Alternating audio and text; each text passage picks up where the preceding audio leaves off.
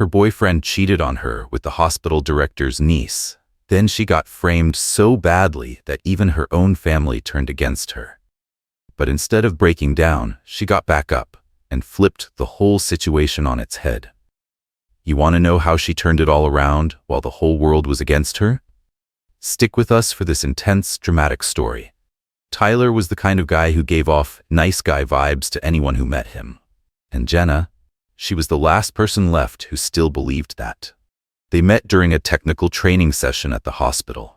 Jenna had just moved from Dallas to Austin and started working night shifts as a nurse at a major private hospital on the south side of the city, while Tyler had already been there for over a year, working admin, handling records and shift data.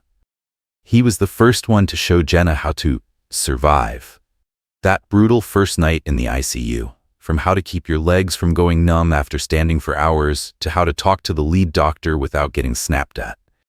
It started with coffee before shifts, then rides home after the morning handoff, and then, well, we kind of like each other. They dated for almost 3 years. Tyler was 2 years older than Jenna and had this way of making her mom laugh every time they came home for Sunday dinner.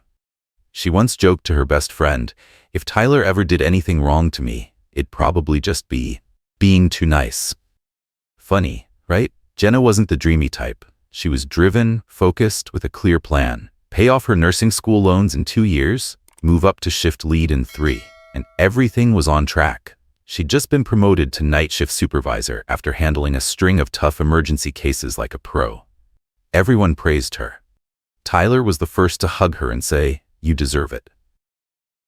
They lived together in a small apartment about a 20-minute drive from the hospital. Jenna covered most of the rent because she earned more. She never brought it up. Tyler would say, "Once I get promoted to team lead, I'll take over most of it." Sounded fair. They weren't rich, but they were okay. Things started to shift in early spring. Tyler kept coming home late.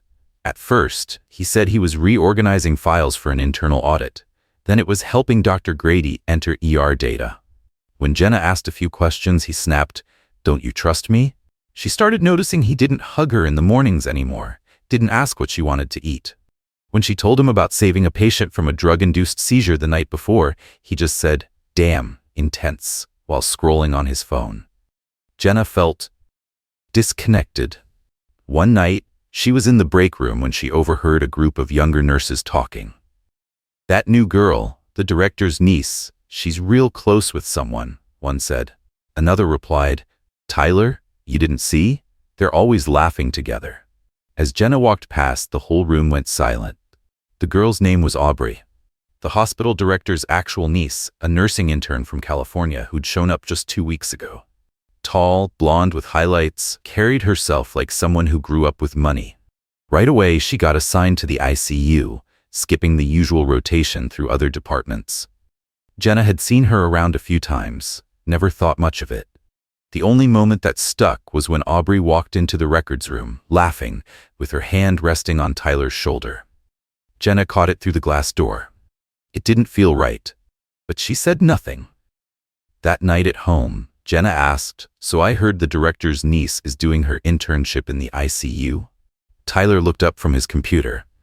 "Oh yeah, Aubrey, she's all right. Kinda stuck up but smart. Why do you ask?" "No reason, just heard some of the night shift girls talking." He laughed and shook his head. "You're not really buying into that nurse gossip, are you? You know you're not like them, right?" Jenna nodded, but didn't smile. She wasn't like them. But this time, she wished she'd believed them from the start. Jenna wasn't the jealous type, but something was off. She could feel it, especially in the days after hearing the nurses whisper Aubrey's name in the break room. From that moment on, she started paying attention. Not snooping, just noticing things she hadn't before, like how Tyler suddenly started taking lunch breaks that lined up with Aubrey's shifts. He used to eat at 1. Jenna remembered clearly because she'd always toss an extra sandwich in his lunchbox. Now, out of nowhere, it was 12 sharp, right in sync with the new blonde intern's break schedule. Or how Aubrey kept showing up in areas Jenna knew she had no reason to be. Like the ER, strictly off limits to interns without enough logged hours. But there she was, acting like she belonged, chatting with doctors like she was part of the core team. and the way she looked at people. That look, Jenna had seen it plenty back in school. That "I know I can get away with it" look rich kids wore without even trying. Meanwhile, Tyler had started getting weirdly defensive. Phrases like, "Why are you asking that? It's not a big deal, Jenna," and "You're reading into things too much," showed up more often than "good night." One day, Jenna happened to be in the internal security room, helping review footage after an elderly patient reported something missing. It wasn't part of her shift, but the floor coordinator had called her in. She was one of the few people they trusted with sensitive cases. She didn't find anything related to the missing item. But while reviewing video logs from recent shifts, Jenna noticed a familiar frame, the staff break room, wide-angle camera. In one clip, about 38 minutes long, Tyler walked in. A few minutes later, Aubrey followed. The door closed behind her. The lights dimmed to night mode. Nothing happened on screen. But Jenna knew. The body language afterward, the look in their eyes when they came out, the way Tyler glanced around like he was checking to see if anyone had noticed, it told her everything. She checked a few more logs, at least 3 times in the past 2 weeks. Same pattern. No smoking gun. But who needed one? Jenna didn't say anything that day. She finished her shift, drove home like normal, went into the kitchen, started making dinner. Tyler came in around 8, hair messy, shirt wrinkled, smiling like always. She didn't ask why he was late, didn't ask if he'd eaten, just looked at him. Tyler froze. "What? Why are you looking at me like I just killed someone?" Jenna wiped her hands on the towel. Calm. "I saw you on the break room camera today, with Aubrey. 3rd time in 2 weeks. He frowned, stepped half a pace back like he was dodging a hit.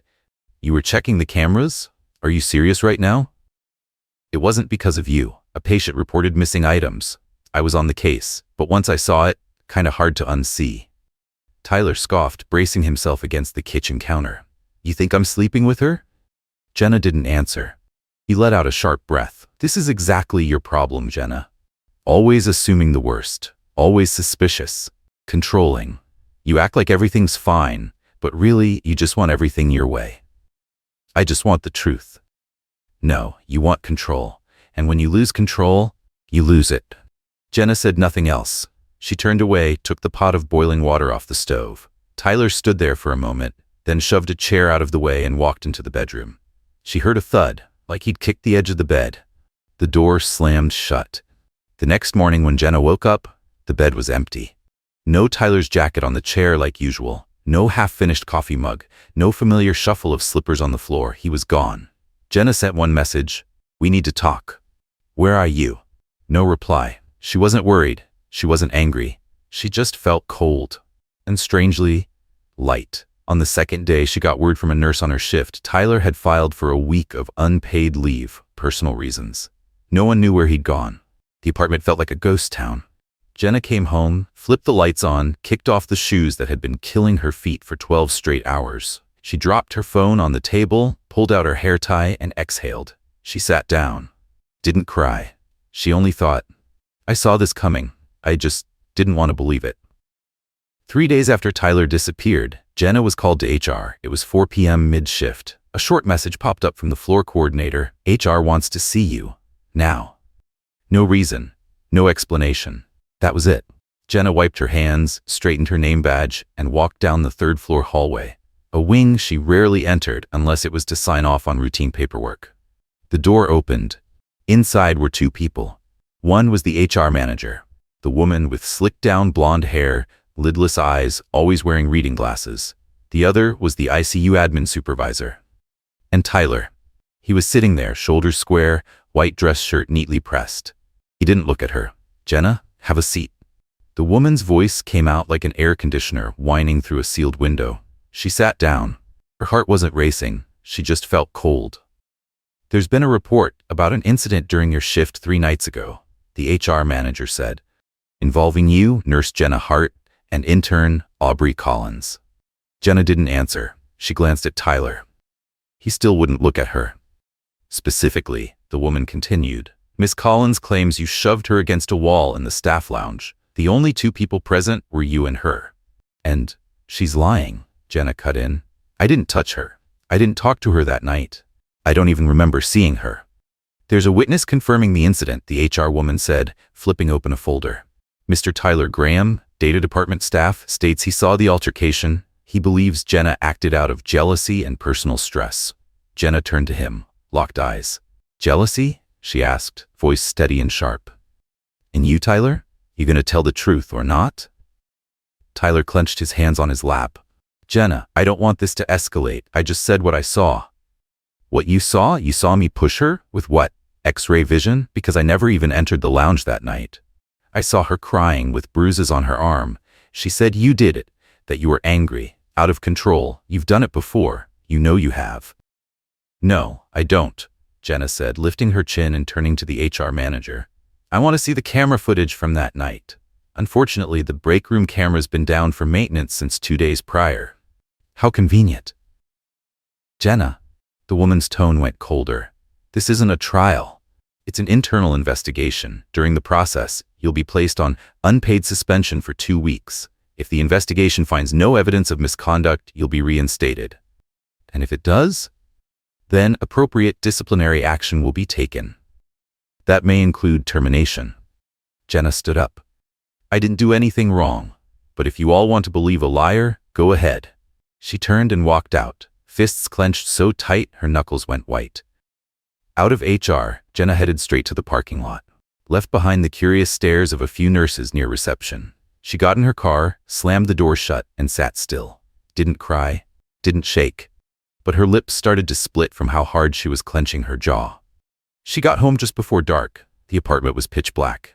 Tyler hadn't come back. Of course not. Jenna turned on the kitchen light, grabbed a glass, and drank deep. Then opened the cabinet and pulled out her meds. 2 mild sedatives. Her phone rang. It was her mom. What the hell is going on, Jenna? She frowned. What do you mean? You hit someone during your shift? Are you out of your mind? Where did you hear that? From Aunt Ellie.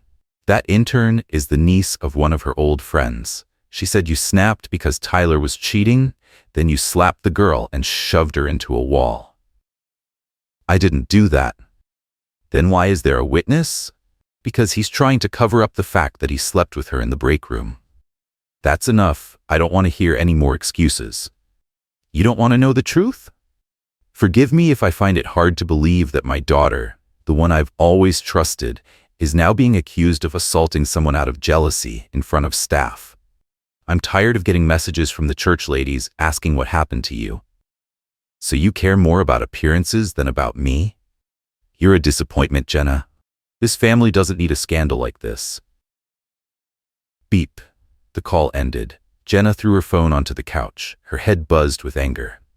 She wasn't sure what hurt more, her mother's words or Tyler's perfect silence these past few days. The next day, her bank sent an alert. Joint property account ownership transferred to father at co-owner's request. The co-owner was her younger brother, the one who'd begged her to co-sign his tuition loan sophomore year. Jenna said nothing. She just stood in the middle of the living room, staring at the apartment that had once felt like a home. Now it felt like a trap, and someone had pulled the trigger behind her back. Once her name was off the lease, Jenna started packing. Quietly. No text from Tyler. No call from her mother. No calls from anyone who used to call her the strongest girl in the family. She moved into a tiny studio on the east side of the city, where the landlord didn't ask for anything but 3 months' deposit. The walls were thin, the plumbing gurgled like it was choking, and the outlets were as loose as baby teeth. But at least it was hers. And it was quiet. No one called her crazy. No one called her anything at all. Jenna spent the first week just sleeping. Not deep sleep, but dreamless. Each time she woke, she stared at the stained ceiling, then got up, drank water, folded her blanket, took a cold shower. Never cried. She knew what was driving her mad wasn't the shame, it was that she never got the chance to say anything. No one wanted to listen. No one asked. So she made a decision. She wouldn't talk anymore. She'd prove it. On Monday, Jenna called Eric, her cousin on her mom's side. Former IT guy, used to recover data for a private security firm. The kind of person family ignored at barbecues, but who actually understood how systems really worked.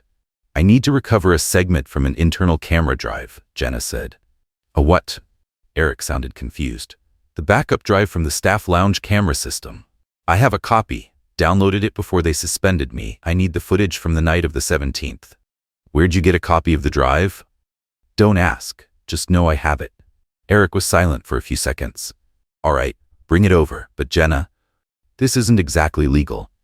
The person who lied about me assaulting someone and blew up my entire life, that wasn't legal either. Are you helping or not? I'm in. Bring it. They worked in a room tangled with wires, fans roaring, monitors flickering with lines of code. Eric plugged in the drive and opened the recovery software. That night, Jenna sat on a folding chair, holding a bottle of water, staring at the screen like she was waiting for someone to step out of it. 3 days later, Eric called. I've got it. Jenna rushed over immediately. On screen was a blurry video, grainy but clear enough. Aubrey walked into the break room alone. She looked around. No one there. Stood still for a moment, then deliberately kicked the edge of a metal table. Stumbled, awkwardly. Then dropped herself to the floor. Her head hit the side of a chair. No Jenna. No one else. Just Aubrey, staging a solo performance. Eric paused the video. Is that enough? He asked. No, Jenna said. But it's a start. The next morning, she went to the office of attorney Andrew Price, a man known for taking on hospital systems in defamation cases involving healthcare workers. Jenna's grandma used to say, only cowards sue. But right now, Jenna didn't care about appearances anymore. Andrew was a middle-aged man with a receding hairline, a raspy voice, and eyes that had seen plenty of injustice. I'm not looking for an apology, Jenna said, placing the USB on his desk. I want my name back, and I want them dragged into the light. Andrew didn't smile. He just nodded, plugged in the USB, and started watching the video. 2 minutes later, he looked up. We start by filing to reopen the internal case and request access to the shift assignment logs, Andrew said. I'll need every message, every email, anything that shows you reported misconduct if you ever did. I did. I sent a message to the shift coordinator, not about Aubrey, but about the strange schedule assignments. Back then, I didn't realize how deep it went. Perfect. Even better. We'll build the whole picture. An internal system that favored the boss's niece, pushed out the one who questioned it, and capped it off with a brutal smear to destroy a nurse's career for daring to challenge the wrong person. Do we have a shot at winning? Andrew gave a small, sharp smile. We have the truth. That's what they're most afraid of. Jenna left the office late in the afternoon. Sunlight stretched long across the cracked sidewalk. She didn't feel relieved. She didn't feel happy. She just felt still. And for someone who'd been dragged through the dirt by the whole world, stillness was already a luxury. 3 weeks after Jenna signed the legal authorization, the lawsuit was filed. Andrew called it the opening shot, but the first punch landed solid. The suit had 3 parts: personal defamation, damage to professional reputation, and violation of internal suspension protocols without verified evidence. 3 names were printed clearly: Tyler Graham, Aubrey Collins, and Austin Providence Medical. The filing went straight to the hospital's legal department with a copy of the video attached. Jenna remembered what Andrew said when he sent it. I want them shaking before they even open the email. And someone did shake. 2 days later, the hospital's legal team reached out, asking for an initial off-record conversation. Andrew declined. They know they're guilty, he told her. And now they're trying to buy your silence. Jenna didn't flinch. She sat in Andrew's temporary office, fingers spinning a pen like it was a weapon. I won't accept anything less than the truth, out in the open, she said. Andrew smiled. Good. Then we'll demand full access to shift schedules, internal files, every report involving Aubrey and Tyler from the past 6 months. If they refuse, we subpoena. A week later, the records arrived. Jenna and Andrew sat down and combed through every line. The deeper they read, the clearer it became. This had been rotting for a long time. Aubrey's shifts had been reassigned repeatedly, always to the most convenient blocks, usually paired with Tyler. Meanwhile, Jenna, who oversaw night scheduling, had been skipped in multiple shift decisions she should have approved. A string of internal emails, none of which were CC'd to Jenna, surfaced. But Tyler and the floor coordinator were always in the loop. The messages were vague, couched in harmless phrasing like, Aubrey will be helping with this shift, Jenna won't mind, right? Or, just temporary, easier to track the intern's progress. But that wasn't all. Andrew brought in a phone data recovery specialist, using an iCloud backup Jenna had secured thanks to Eric. Old chats between Tyler and Aubrey came up. Not many, but enough to shatter the image they'd built. Tyler, she's starting to ask too many questions. We might need to push her out before this gets complicated. Aubrey, I talked to my uncle. As long as she's suspended, I can stay longer. Don't screw this up. Tyler, leave it to me. Her weakness is her pride. Make her snap, and it's done. Jenna froze when she read that line. Her hands went rigid. Andrew gently took the phone back and shut off the screen. It's okay, Jenna said. I need to read it all. He nodded. You need to know what the man who slept next to you every night really thought. The hospital had no choice left. They launched a formal investigation, this time with an independent legal observer involved. The internal conclusion was released. There was no evidence that Jenna had ever assaulted anyone. Her suspension had skipped the minimum required verification process per HR policy. As for Aubrey, she'd been caught using internal emails under a manager's name to manipulate the shift schedule, something she had absolutely no authority to do. Tyler, when called in for questioning, refused to give details. He resigned immediately. Aubrey vanished from the hospital 3 days later. Reason listed, personal. A week after that, Jenna got a call from the hospital, this time from the actual director of human resources, a middle-aged man trying hard to sound gentle. We deeply regret what happened. We'd like to invite you back to your previous position with 6 months' salary and compensation, a separate fund for psychological support, and a formal commitment to prevent anything like this from happening again. Jenna listened, then set the phone down on the table and switched it to speaker. Andrew sat beside her, gave a small nod. You want to speak for yourself? Jenna nodded. No, she said, voice steady. Excuse me? I'm not coming back. I don't want your money. I want my name cleared. Publicly. In writing. Plain and simple. There's no silence agreement, she cut in. If you think I'll shut up for a few checks, then you still don't understand how rotten the system you're protecting really is. The call ended in silence. Andrew looked at her, smiled faintly. You're not like most of my clients. Because they need money? Because you need justice. That kind is rare. Jenna didn't smile. She just stared out the window. Rain was starting to fall, soft, steady. For the first time in months, she didn't feel like she was sinking. Didn't feel like a scandal headline living in someone else's mind. For the first time, she felt like she was standing center stage, not to perform, but to testify. Word spread fast. Not because of the media. Family didn't need reporters. One of Jenna's maternal aunts, someone she'd never been close with, called her grandmother and relayed the lawsuit in full detail. Somehow, she had the video Jenna had only given to her lawyer. Maybe it came from someone in legal. Maybe from inside the hospital. Didn't matter. What mattered was, the family knew. That afternoon, Jenna was folding laundry when there was a knock at the door. She cracked it open. Standing outside were her mother, father, and younger brother. No call, no text. As if the three of them thought surprise might soften her. Her mom held a bag of food, something Jenna used to love as a kid. Her dad stood behind her, hands in his pockets, eyes on the floor. Her brother said nothing, just looked at her with an expression somewhere between guilt and shame. Can I come in? Her mom asked, voice trembling. We need to talk. Jenna stood there for a moment, then opened the door wider. No invitation, no words. She simply turned and walked back inside. The three followed in silence. They sat down on the old sofa in her tiny apartment. Jenna stayed standing, arms crossed, said nothing. We were wrong, her mother spoke first. I was wrong. I believed what people said instead of asking you. I didn't think your daughter could be falsely accused, Jenna cut in, voice calm. Or didn't think the man you once called the perfect future son-in-law could be a coward and a liar. Her mother looked down. Tears spilled onto her lap. Her father cleared his throat, voice low and tight. We handled it badly, but what matters is... No, Jenna said, eyes fixed on him. What matters is that you chose to believe strangers over your own daughter. And when I called for help, you hung up. Remember that?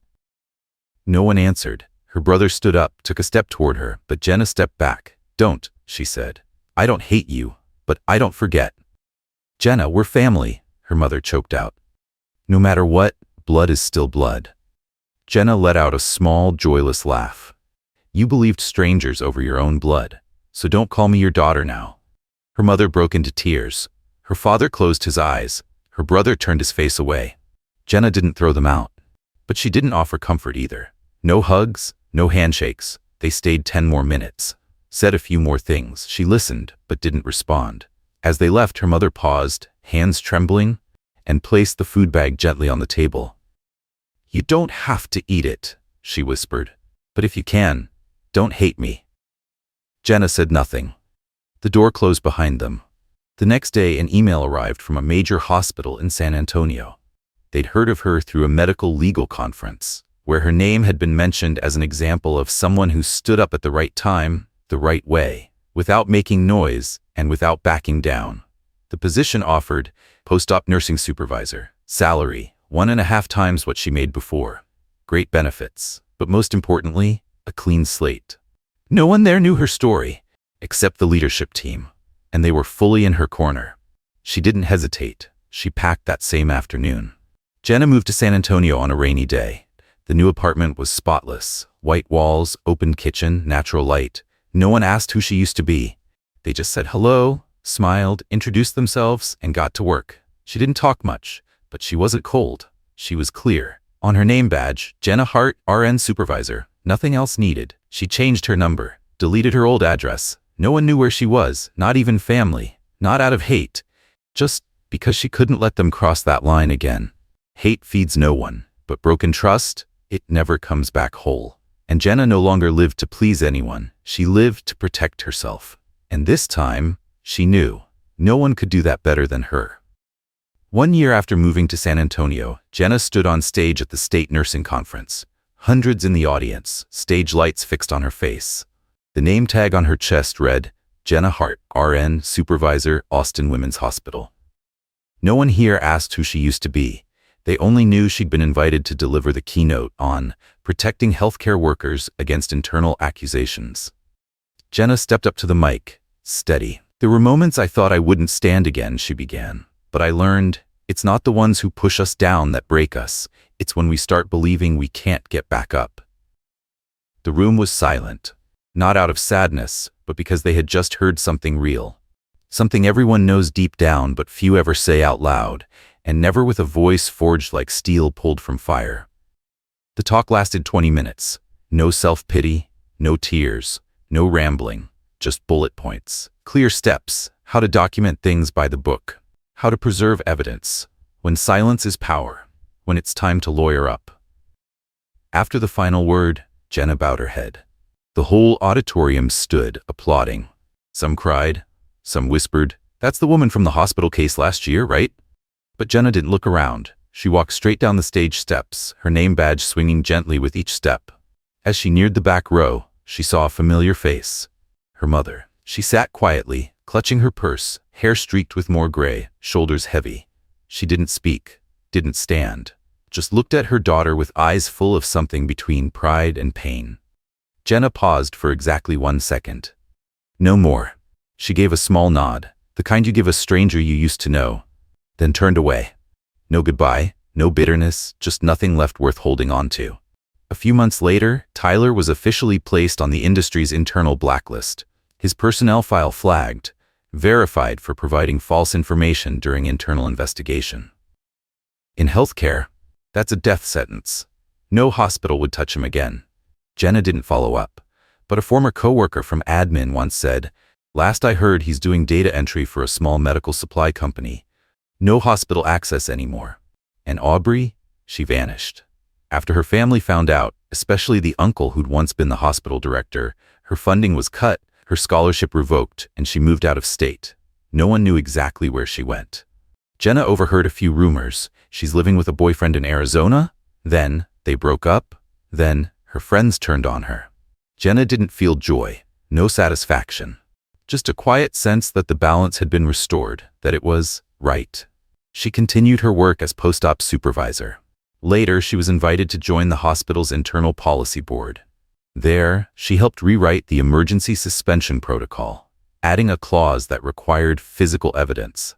No more acting on just a witness statement. She didn't speak much in meetings, only when it mattered. But when she did, the room went silent.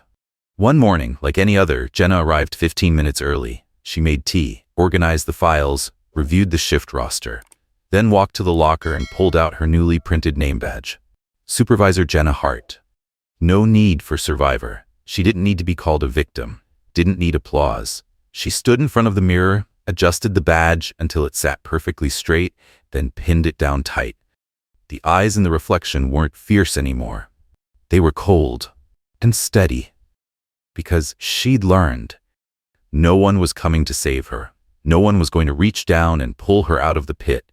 No one was going to stand in the middle and say, Jenna was right. She walked on her own, stood on her own, moved through every lie, every sideways glance, every door slammed in her face. She didn't need forgiveness. She saved herself. And she won. Some wounds don't scar the skin, they rewrite the structure of who you are. Jenna was no longer the girl who believed that doing the right thing guaranteed protection.